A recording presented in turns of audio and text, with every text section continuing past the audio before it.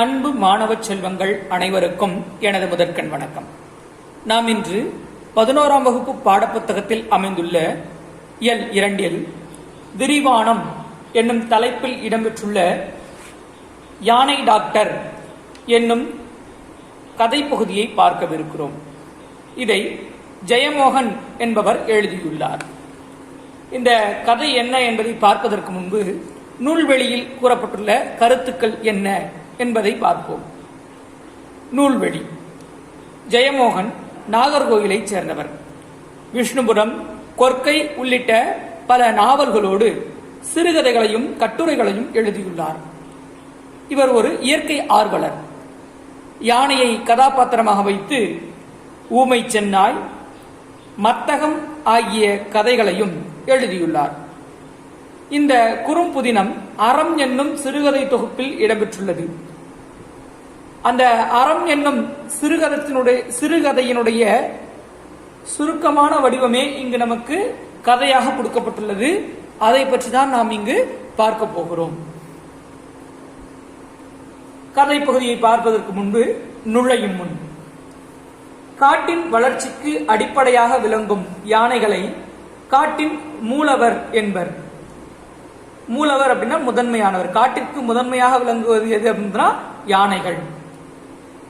மனிதர்கள் அல்லாத உயிரினங்களில் தன்னை அறியும் ஆற்றலையும் பெற்றதும் மனிதர்களினுடைய குணங்களில் பலவற்றை கொண்டதுமான யானைகள் நமது பண்பாடு, கலைகளுடைய பிரிக்க முடியாத அங்கமாக விளங்குகின்றது. அவற்றுக்கு தெரிந்தோ தெரியாமலோ நாம் பல்வேறு இன்னல்களை இழைக்கின்றோம். வானத்துக்கு நிலவும் மண்ணுலகத்திற்கு கடலும் போல என்றும் அழுக்காத யானைகளுடைய பேருருவ காட்சியை காண அவற்றின் தடத்தை பின்தொடர்வோம் என்று கதையை தொடங்குகிறோம்.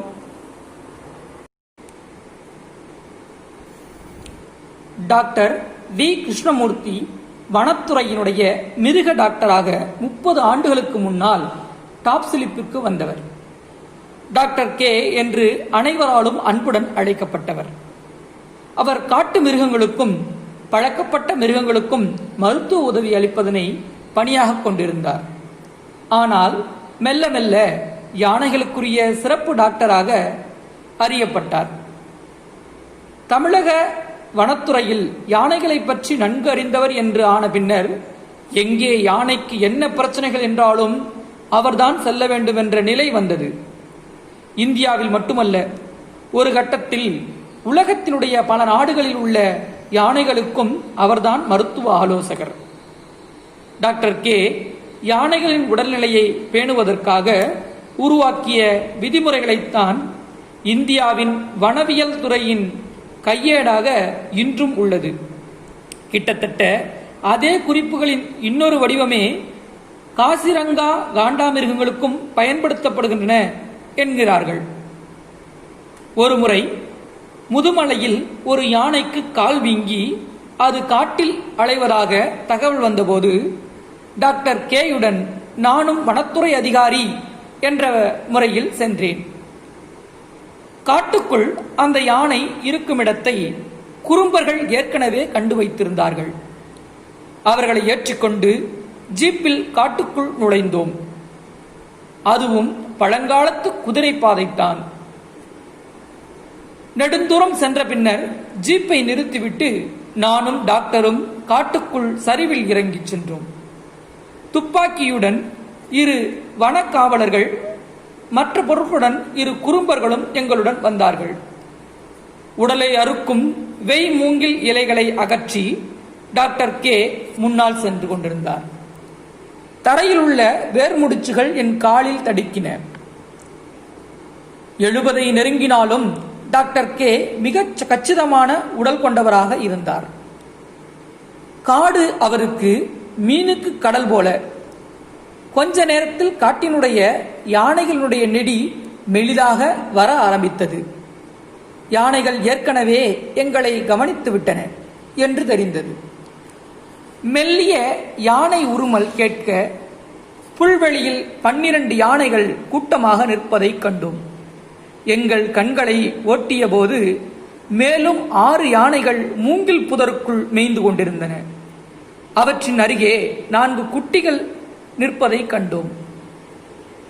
டாக்டர் கே தன் கருவியை எடுத்து பொருத்திக் கொண்டார். சிறிய துப்பாக்கி போன்ற ஒன்று, அதில் மாத்திரையே உண்டாக இருக்கும். யானையை கூர்ந்து தொலைநோக்கியால் கவனித்தார். அதன் எடையை அவதானித்திருந்தார் என்று தெரிந்தது. எடைக்கு ஏற்பத்தான் அந்த யானைக்கான மயக்க மருந்தினுடைய அளவை தீர்மானிக்க முடியும். அவர் முழுமையாக தனக்குள் மூழ்கி வேலை செய்வதை பார்த்து கொண்டிருந்தேன். கருவிகளை பொருத்தி கையில் எடுத்துக்கொண்டு, நீங்க இங்கே இருங்க, நான் போய் பார்த்துட்டு வரேன் என்று எங்களை கூறிவிட்டு சென்றார். அந்த யானை பெரிய மரத்தடிக்கு பக்கத்தில் நின்றுகிட்டு இருந்தது. கீழே விழுந்தா அடிபட்டுரும், அதை கொஞ்சம் சதுப்பு பகுதிக்கு கொண்டு வரணும், மற்ற யானைகள் விவரம் புரியாம ரெசிஸ்ட் பண்ணும் என்றார். யானைகளுக்கு தெரியுமா இந்த காயத்துக்கு காரணம் மனுஷங்கதான்னு என்று நான் அவரிடம் கேட்டேன். கண்டிப்பா ரொம்ப நல்லா தெரியும் என்றார். மனிதனின் கீழ்மைகள் நாள்தோறும் வளர்வதற்கு காரணமாக யானைகளுடைய மரணங்கள் நிகழ்கின்றன. சுற்றுப்பயணம் என்ற பெயரில் காட்டுக்கு வரும் வசதியானவர்களும் படித்தவர்களும் குடித்துவிட்டு வெறியுடன் காட்டு மரத்தின் மீது வீசி எறியும் மது குப்பிகள் மிகவும் ஆபத்தானவை. மற்ற எந்த மிருகத்தை விடவும் யானைகளுக்கு மிக ஆபத்தானவை. யானைகளுடைய அடிக்கால் மணல் மூட்டையை போன்றது. மரத்தடியில் கிடக்கும் குப்பிகள் பாகங்கள் அதன் மகத்தான எடை காரணமாக பாதங்களுக்குள் முழுக்க புகுந்துவிடும். நடக்க நடக்க உள்ளே செல்லும்.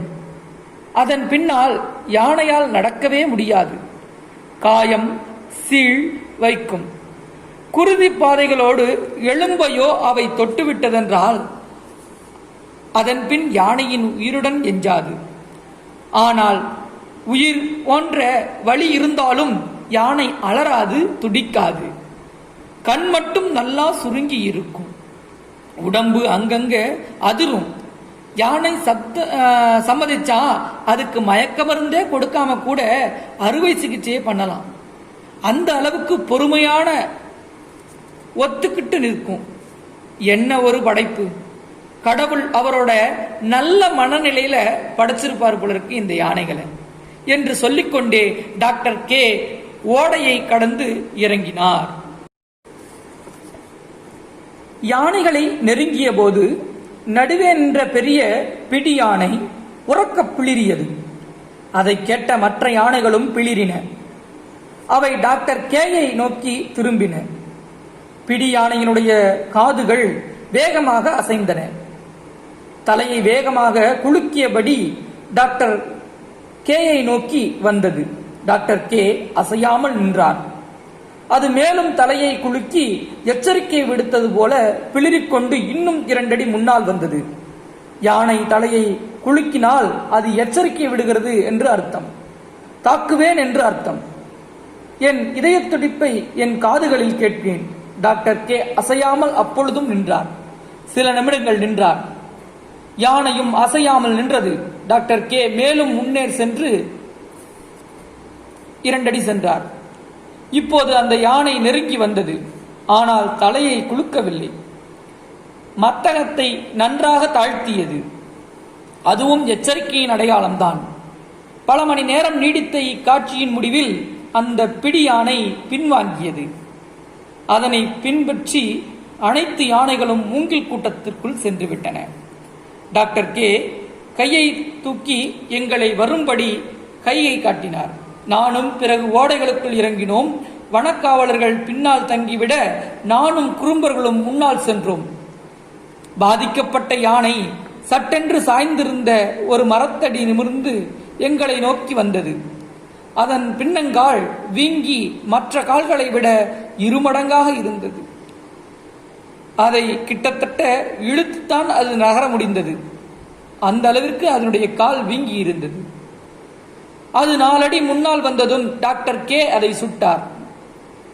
மாத்திரை அதன் தோளுக்கு மேல் பதமான தசையில் புதைந்தது. யானை உடல் அதிர்ந்து அப்படியே நின்றது. காதுகளை அசைப்பது நின்றது. அதன் அசைவு கொஞ்சம் கொஞ்சமாக குறைந்தது. முன்னங்காலை கொஞ்சம் வளைத்து ஆடியது. சற்றென்று பக்கவாட்டில் சாய்ந்து சேற்றில் அசைந்து புல்மேல் விழுந்தது. துதிக்கையின் நுனியால் எங்களை வாசம் பிடித்து பின் யானை அசைவிழந்தது. டாக்டர் கே யானையினுடைய அருகே அமர்ந்து சுறுசுறுப்பாக வேலையை தொடங்கினார். நானும் அவருக்கு உதவினேன். காடுகளுக்குள் மற்ற யானைகள் எங்களையே கூர்ந்து நோக்கிக் கொண்டிருந்ததை பார்த்தேன். யானையினுடைய காலில் பாதி கண்ணாடி குப்பி ஒன்று முழுமையாக உள்ளே ஏறி இருந்தது. அதை சுற்றி சீல் கட்டி பொறுக்கோடி இருந்தது. கத்தியால் டாக்டர் கே அந்த பொறுக்கை வெட்டி சீழ்பட்ட சதையை முழுக்க சிறிய கோடாரி போன்ற கருவியால் வெட்டி எடுத்தார். ஆழம் பதிந்திருந்த கண்ணாடி குப்பியை எடுத்தெறிந்தார். 1 வாரம் கூட ஆகலை, பொழைச்சுது என்றார். தலையணை அளவிற்கு பஞ்சை எடுத்து அதில் மருந்தை நனைத்து உள்ளே திணித்து இறுக்கி வைத்து பெரிய துணியால் சுற்றி கட்டினார்.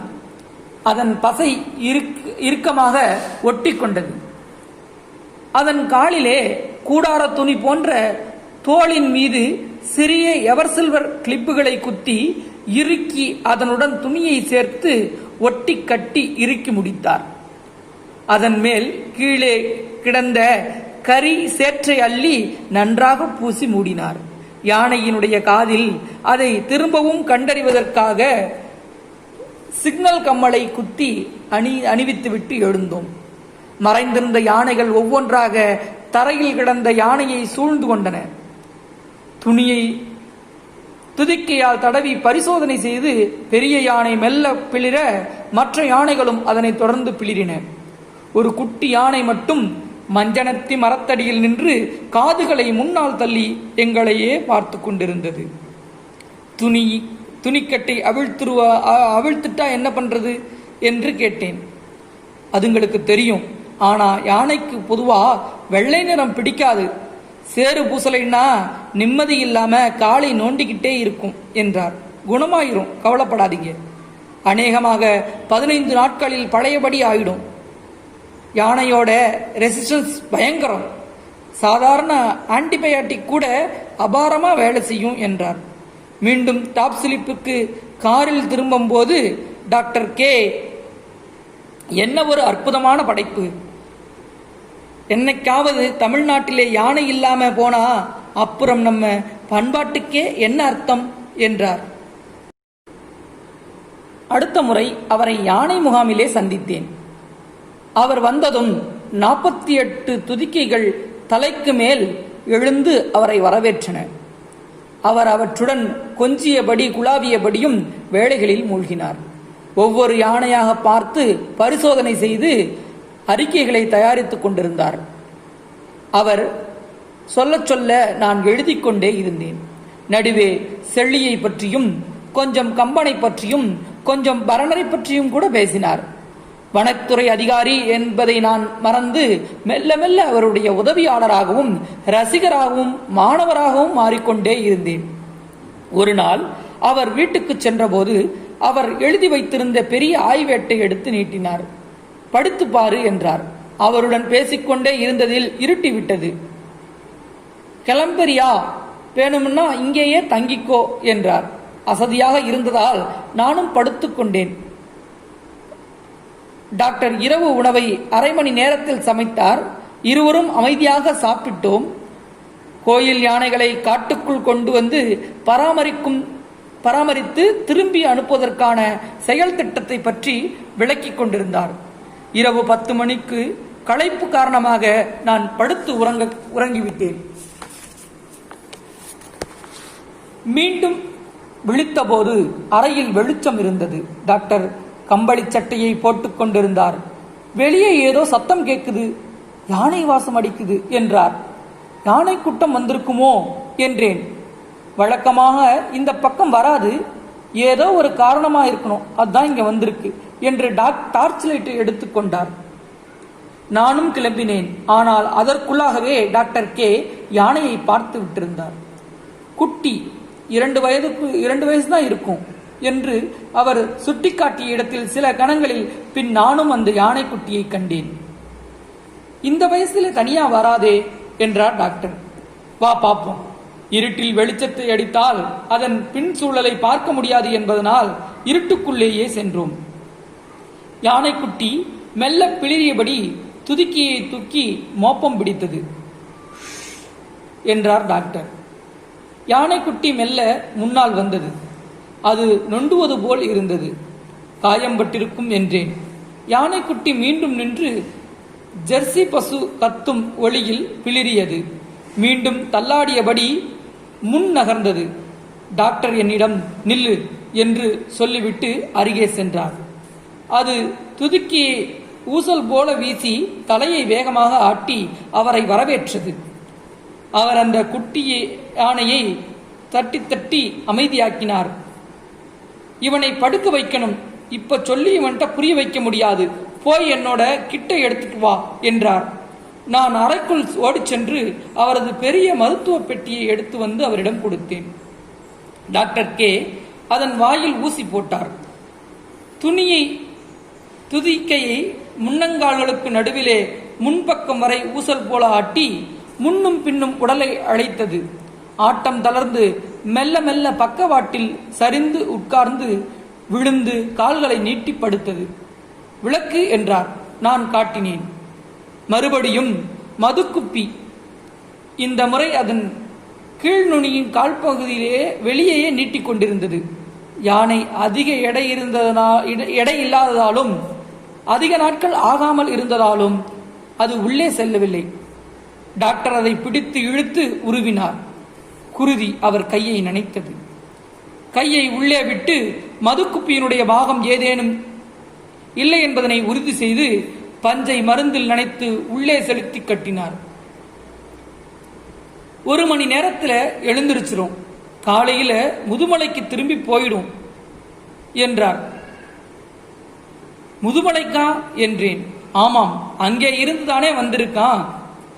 நீயும் இவனை பார்த்திருக்க. 1.5 வருஷத்துக்கு முன்னாடி நாம முதுமலையில ஒரு யானையை இதே மாதிரி மதுக்குப்பி எடுத்தோமே, ஞாபகம் இருக்கா?